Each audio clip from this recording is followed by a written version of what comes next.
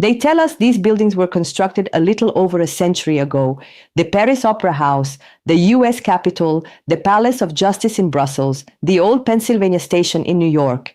According to mainstream records, most of these monumental structures were built in the 1800s using steam-powered cranes, manual labor, and early industrial tools. And to be fair, historians do provide documentation, blueprints, architect names, financial records, newspaper articles. The official story is not empty, but when you stand in front of these structures, or even look closely at high-resolution photographs, a question naturally arises.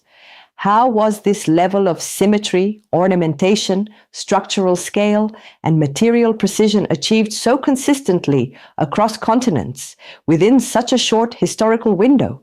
That question alone doesn't prove anything, but it opens a door. Because similar architectural patterns appear in cities that had very different cultural, political, and economic conditions at the time. Domes, spires, star-shaped fortifications, intricate facades, iron cupolas, massive stone blocks repeating again and again across Europe, North America, South America, parts of Asia, and even Australia.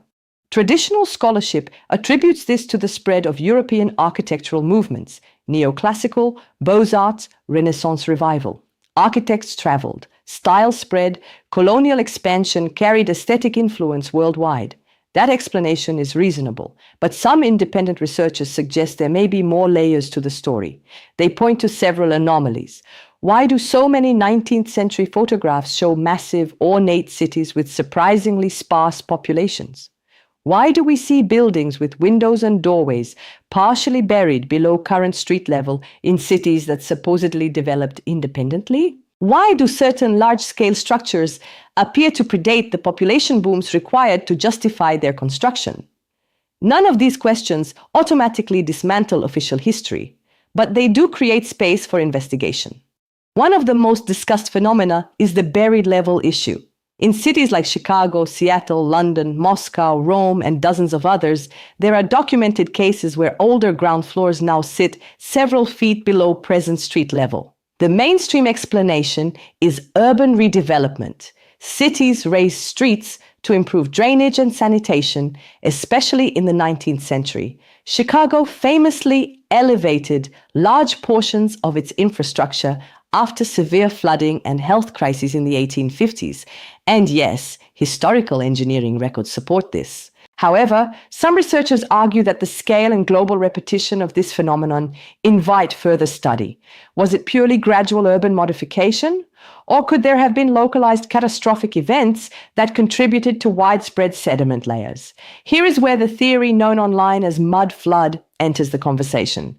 Important distinction: this theory is not recognized by mainstream geology or archaeology. There is no accepted scientific consensus supporting a single global mud-based catastrophe in recent centuries. However, proponents argue that layers of unexplained sedimentation, architectural burial patterns, and inconsistent timelines suggest something more complex than standard urban growth narratives.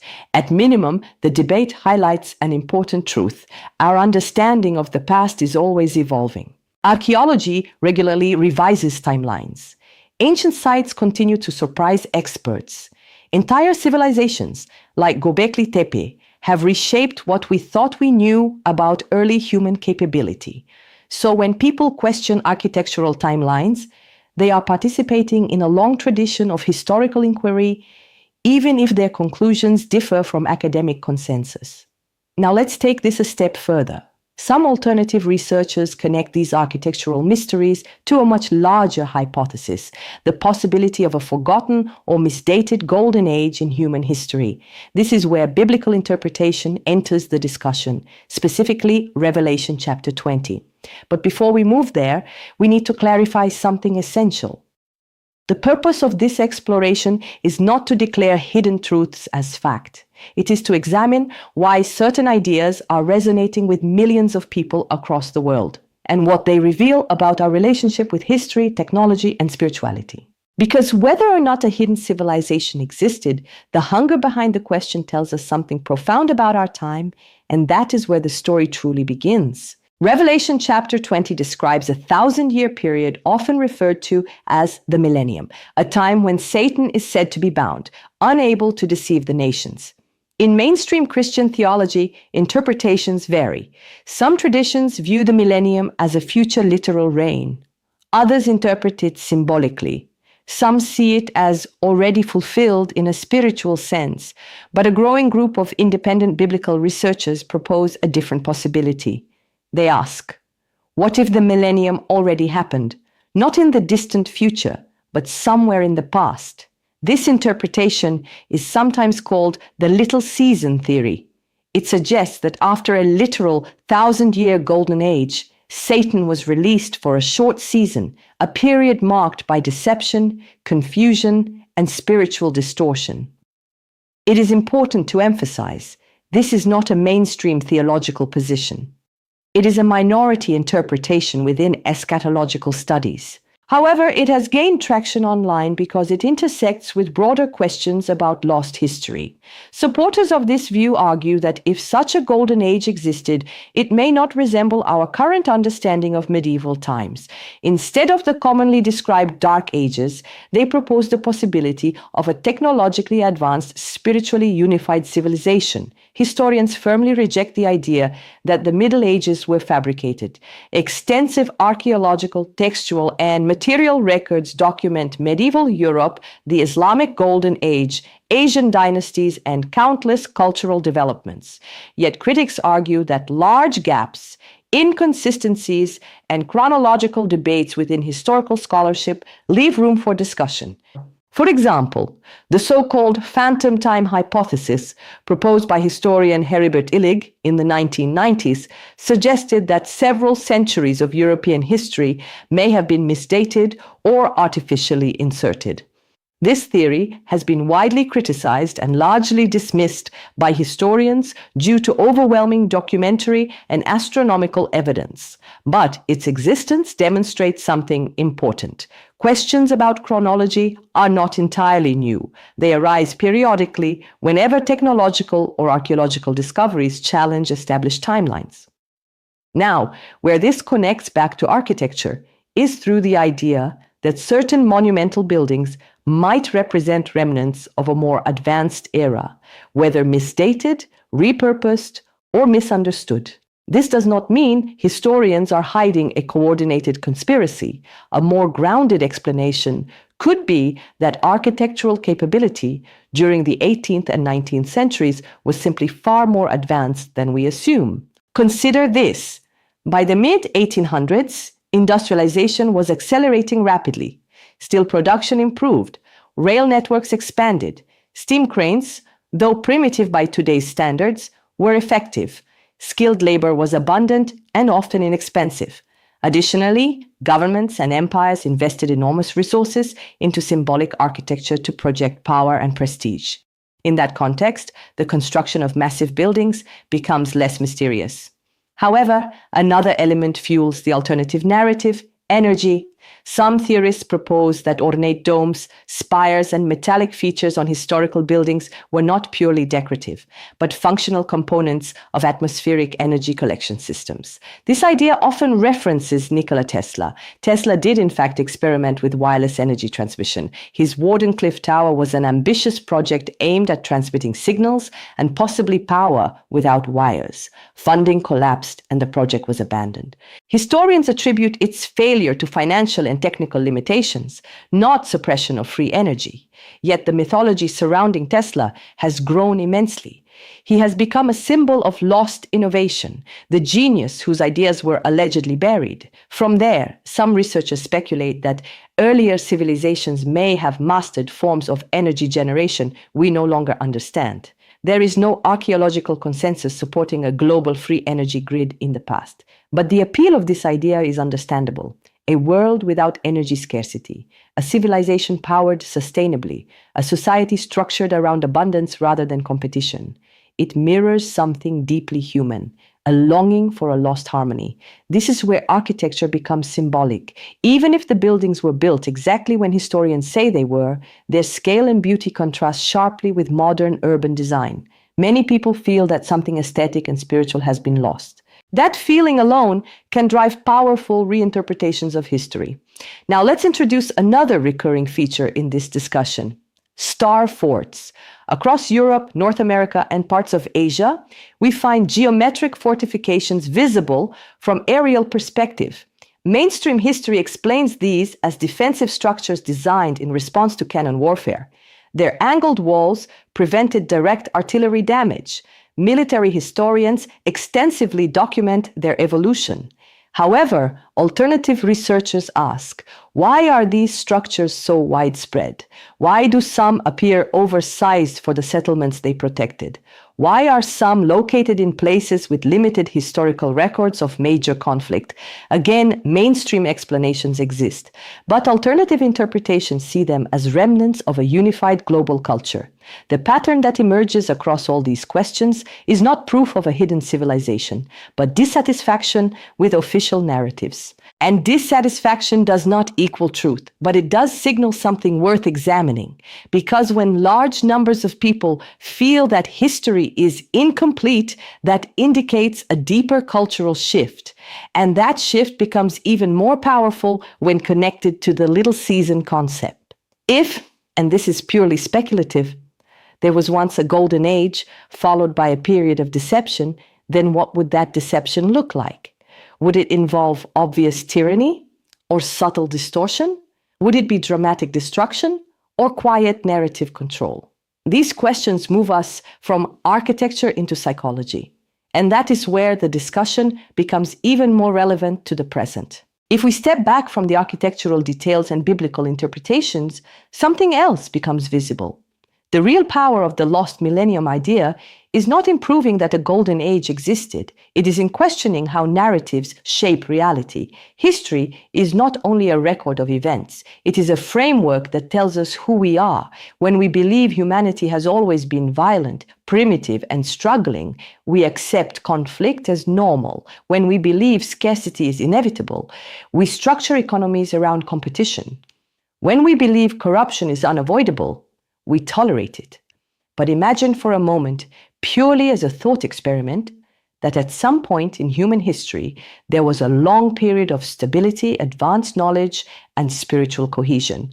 Whether that period was 1,000 years, 200 years, or entirely symbolic does not matter as much as what the idea represents. It represents possibility. This is where the little season theory becomes psychologically compelling. Revelation 20 describes a sequence. First, 1,000 years of restraint. Then, a short season of deception. Finally, resolution. Mainstream theologians interpret this in different ways. Some see it as prophetic. Others see it as allegorical. But alternative interpreters suggest something more immediate. They propose that what we call modern history, the rapid technological shifts, wars, ideological fragmentation, and spiritual confusion, could represent a phase of intensified distortion. Not necessarily because of supernatural forces, but because information itself has become weaponized. Consider this. In previous centuries, knowledge traveled slowly. Today, narratives can be reshaped globally in hours. In the 20th century alone, we saw massive propaganda systems operate during wartime. Governments on all sides crafted stories to shape perception. This is not conspiracy. It is documented history. Information control is real. So when people begin to question whether historical timelines, technological achievements, or cultural narratives have been simplified or manipulated, they are not entirely irrational. They are reacting to a known pattern of narrative influence. However, and this is important, narrative manipulation does not automatically imply a hidden global empire or erased millennium. It can simply mean history is written by those who document it, and documentation is never perfectly neutral. Now let's talk about the World's Fairs. Events like the 1893 Chicago Columbian Exposition showcased immense architectural beauty. The official explanation is that many of the structures were temporary, built using plaster and staff over wooden frameworks. Historical construction records support this, but critics argue that the scale and sophistication seem excessive for temporary displays. Is that suspicion enough to overturn established history? No, but it does reveal something interesting about human intuition. When we see beauty and grandeur, we assume permanence. When we are told it was temporary, it feels anticlimactic. That emotional gap fuels speculation, and speculation grows stronger when paired with documented events like massive urban fires. Chicago, Boston, San Francisco all experienced devastating fires in the 19th and early 20th centuries. Official records attribute these to dry conditions, wooden construction, and infrastructure limitations. Alternative narratives suggest intentional clearing of older structures. There is no mainstream evidence supporting coordinated demolition to erase a global civilization. But large-scale urban redevelopment did occur during industrialization. Entire districts were demolished and rebuilt as cities modernized. When people see old photos of ornate buildings replaced by stark modern architecture, it feels like a loss. That loss becomes symbolic. And symbolism fuels mythology. Now, let's return to Tesla. Tesla's documented experiments with wireless energy were groundbreaking. But historians agree his projects faced financial constraints, engineering challenges, and competition. There is no verified evidence that a fully operational, free energy global grid existed in the past. However, the mythos around Tesla represents something deeper, a longing for suppressed innovation, a suspicion that profit overrides progress, a belief that abundance is possible but withheld. These emotional drivers connect directly to the little season idea. Because if we are in an age of deception, whether spiritual, political, or economic, then people naturally search for evidence that the world could be different. The Tartaria narrative becomes a vessel for that search. But here is where we must be cautious. Questioning official history is not the same as proving alternative history. Curiosity is healthy. Certainty without evidence is not. The most powerful position is not blind belief in institutions, and it is not blind belief in counter-narratives either. It is disciplined investigation. So instead of asking, was a 1,000-year golden age erased? A more productive question might be, why are so many people drawn to the idea that it was? Because that tells us something profound about modern dissatisfaction, and that dissatisfaction may be the real story. Now let's move into the final and most important layer of this conversation. What does this mean for us today? Whether or not a literal 1,000-year golden age once existed, something undeniable is happening now. People are questioning more than ever before. They are re-examining old maps, studying architecture with fresh eyes, rereading ancient texts without relying solely on institutional interpretation. And that shift alone is significant, because throughout history, moments of intense questioning often precede transformation.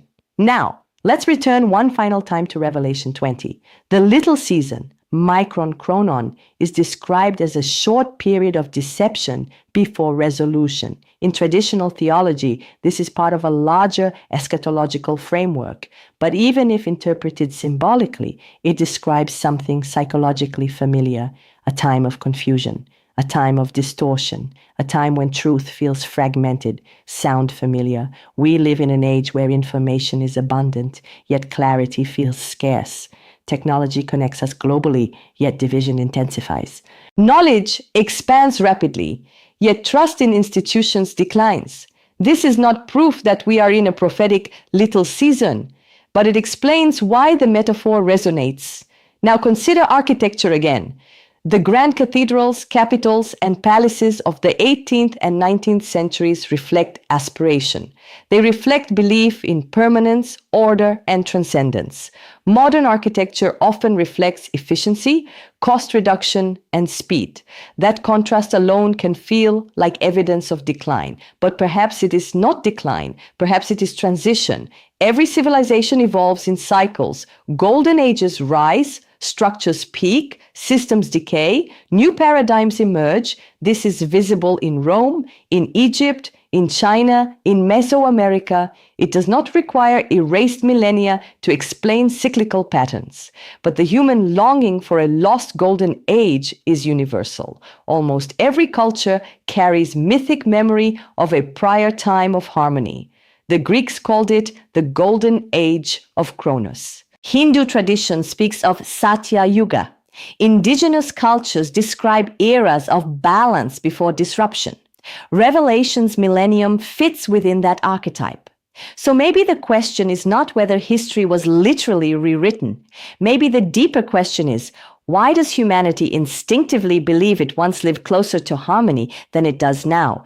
Because if that instinct is widespread across cultures and eras, it points to something psychological or spiritual embedded in human consciousness. And here is where the conversation becomes empowering rather than speculative. Even if Tartaria as a global empire never existed, even if the mud flood theory lacks geological support, even if the little season is purely symbolic, the core idea remains powerful. Humanity is capable of building beauty. Humanity is capable of advanced innovation. Humanity is capable of cooperation at enormous scale. We have proof of that in documented history. The Industrial Revolution reshaped the planet in decades. The space age placed humans on the moon. The digital era connected billions instantly. None of that requires hidden civilizations. It requires human potential. So perhaps the real danger is not that history was erased. Perhaps the real danger is believing we are powerless. Because when people believe that a perfect world was stolen from them, they may wait passively for its return. But when people recognize that progress is built, not inherited, they act. The alternative history movement reflects distrust, but also aspiration. It reflects frustration, but also imagination. And imagination is powerful. Now let's end where we began. Look again at those buildings, whether they were built in 1875 or 1375, whether they were industrial achievements or remnants of something older. They remind us that human beings can create extraordinary things. The question is not just, what did they erase? The question is, what are we capable of rebuilding? Because if there was ever a golden age, it was created by humans. And if there is ever another one, it will be created the same way. Through vision, through discipline, through cooperation, through innovation. The little season, if it exists at all, would not be permanent. It would be transitional. A period of testing, a period where narratives are challenged, a period where individuals must decide whether to surrender to confusion or pursue clarity. And that pursuit does not require rejecting all official history. It requires curiosity without fanaticism, skepticism without paranoia, open-mindedness without gullibility. That balance is rare, but it is powerful. So instead of asking whether 1,000 years were erased, ask this: what stories are shaping your perception right now? Who benefits from them? And how much of your worldview have you personally examined? Because awakening is not about discovering secret empires. It is about reclaiming intellectual sovereignty, the ability to think critically, to research deeply, to compare perspectives, to accept uncertainty without fear. If we are in a little season, metaphorical or literal, then clarity is the antidote to deception. And clarity begins with questions, not accusations, not blind belief, questions. And perhaps that is the real rebellion of our time: to ask, to study, to build, and to refuse both institutional dogma and reckless speculation. The truth is rarely simple, but it is always worth seeking. If this exploration sparked your curiosity, consider subscribing and joining this community of thoughtful investigators. We don't deal in absolute claims. We deal in questions, in patterns, in possibilities. Leave your perspective in the comments. Do you see these architectural mysteries as coincidence, cyclical evolution, or something deeper? Share this with someone who enjoys exploring history beyond surface narratives, because the more perspectives we examine, the clearer the picture becomes. And clarity, not chaos, is what ultimately dissolves deception.